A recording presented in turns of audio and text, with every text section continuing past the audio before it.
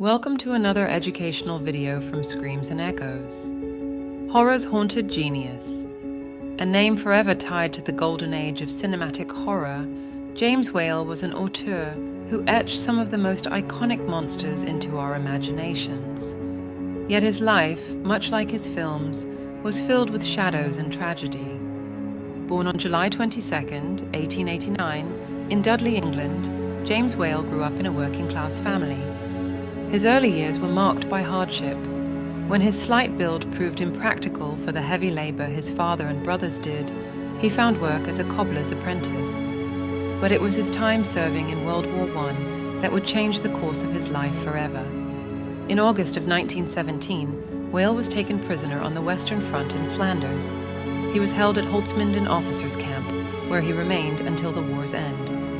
In the bleakness of the camps, he discovered a passion for theater, writing, producing, directing, and acting in plays to lift the spirits of his fellow prisoners.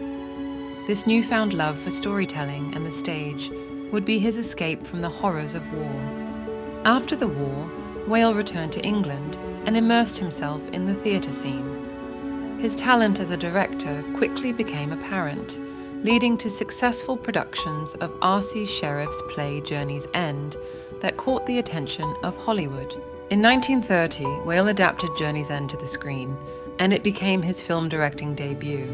The success of Journey's End caught the eye of Carl Laemmle Jr., the head of production for Universal Studios. Laemmle signed Whale to a 5-year contract with Universal in 1931. Whale's first film for Universal, Waterloo Bridge, was a romance set during the war starring May Clark and Kent Douglas, as well as Bette Davis in one of her earliest roles. The film was met with positive reviews and praise for Whale's direction. This, and the fact the film came in under budget by $50,000, so impressed Laemmle that he gave Whale the opportunity to direct any film the studio had in the planning stages. It didn't take Whale long to make his choice. Released in 1931, Frankenstein was an overwhelming success. Starring Boris Karloff as the creature, Whale's vision brought Mary Shelley's creation to terrifying life. Combining Karloff's unique ability to play horrifying and sympathetic with makeup master Jack Pierce's memorable creature design, Whale established an aesthetic for a century of cinematic monsters. Whale's genius lay in his ability to blend horror with humanity. He wasn't just making monsters, he was exploring the depths of human emotion and fear, things he was all too familiar with as an openly gay man in an increasingly homophobic 1930s Hollywood. Whale lived a gay lifestyle throughout his career in the British theatre and in Hollywood, something that was virtually unheard of in that era. He and his partner, producer David Lewis, had a relationship for 23 years, during most of which they lived together in Whale's Beverly Hills estate. While he did not go out of his way to publicize his sexuality, Whale did not do anything to hide it either. It has been assumed that much of Whale's visual storytelling features subtle, and sometimes not so subtle, gay subtext. However, these theories have been rebuked by film historians, as well as David Lewis, who insisted Whale was, first and foremost, an artist. Not a gay artist, but an artist. Following the monstrous success of Frankenstein, Whale directed films from a variety of genres, hoping to avoid being known as merely a maker of horror films. However, his talent for capturing the essence of the dark and macabre was so profound that despite making only 3 more films that are considered horror movies, he managed to solidify his place as a master of dark cinema. The Old Dark House delivered dark and stormy frights amongst a classic setting that reflected Whale's theatrical roots. The Invisible Man mixed state-of-the-art visual effects with a comedic yet terrifying portrayal by Claude Rains as the title character. But it was Bride of Frankenstein in 1935 that many consider his masterpiece. A film that Whale was initially reluctant to make, Bride of Frankenstein combined horror, humor, and pathos in equal measure, taking everything that made the original so successful and heightening it.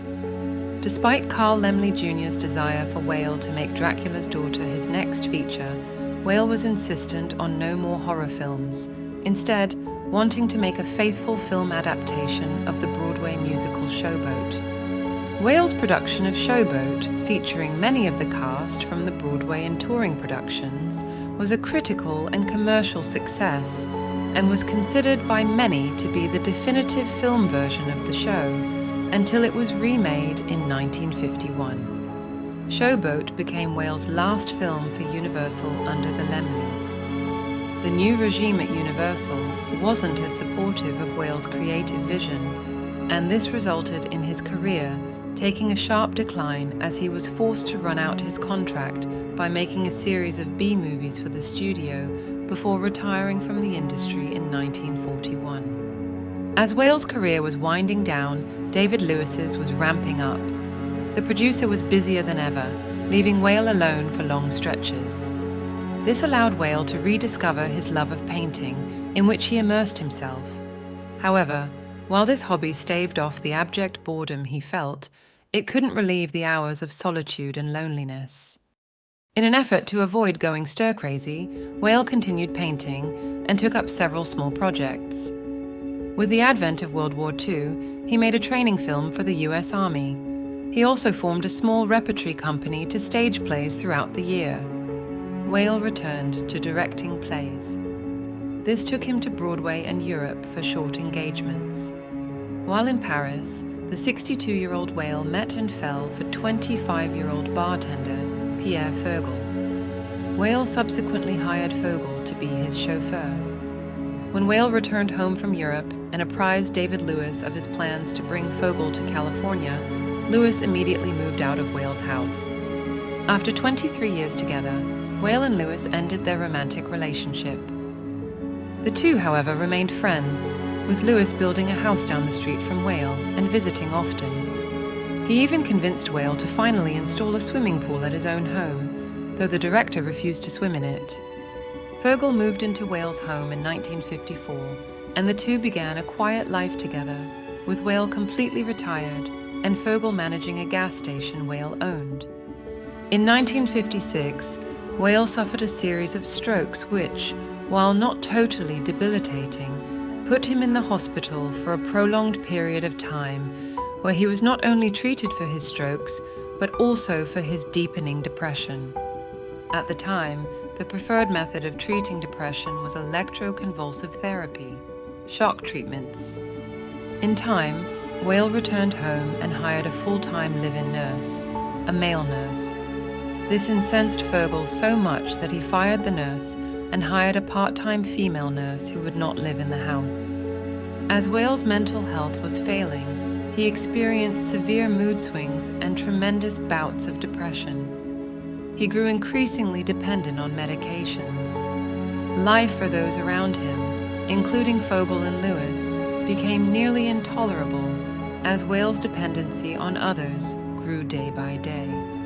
On the morning of May 29, 1957, James Whale was found dead in his swimming pool. The pool he was initially reluctant to have installed, the pool in which he refused to swim. After an extensive investigation, it was determined Whale's death was an unfortunate accident. His tragic end was a stark contrast to the vibrant life he once led, a reminder of the toll that isolation and prejudice can take. In 1987, Whale's partner and friend David Lewis died. Before he passed, Lewis produced a note Whale had written, proving he had taken his own life 30 years prior. To all I love, do not grieve for me. My nerves are all shot, and for the last year I have been in agony day and night, except when I sleep with sleeping pills, and any peace I have by day is when I am drugged by pills. I have had a wonderful life, but it is over, and my nerves get worse, and I'm afraid they will have to take me away. So please forgive me, all those I love, and may God forgive me too. But I cannot bear the agony, and it's best for everyone this way. The future is just old age and illness and pain. Goodbye, and thank you for all your love. I must have peace, and this is the only way. Jimmy. Lewis had carried the note for 30 years, letting the world believe his friend's death was an unfortunate accident, rather than an acknowledgement of his struggle to keep moving forward, both physically and creatively. Per his request, James Whale's body was cremated, and his ashes were inurned in the columbarium at Forest Lawn Memorial Park in Glendale, California. When David Lewis died in 1987, his ashes were inurned in a niche across from Whale's. Whale established some of the most enduring aspects of horror cinema in just a handful of films. From the stranded travelers encountering a weird and dangerous family to the anti-hero who does despicable things, yet still earns the audience's affection, Whale's impact on the genre is as pronounced today as it ever was. But more than that, Whale was a pioneer in getting others to understand that sometimes the monsters are the ones with the torches and pitchforks, hunting the misunderstood creature who is simply looking for companionship and comfort, despite not conforming to the standards that society would deem normal. Thank you to Roger Holbrook for providing the voice of James Whale. As always, thank you for watching. If you enjoyed this video, please give it a thumbs up, share it with your friends, and subscribe for more stories from the darker side of cinema. For Screams and Echoes, this is Luciana Forenza. I'll see you next time.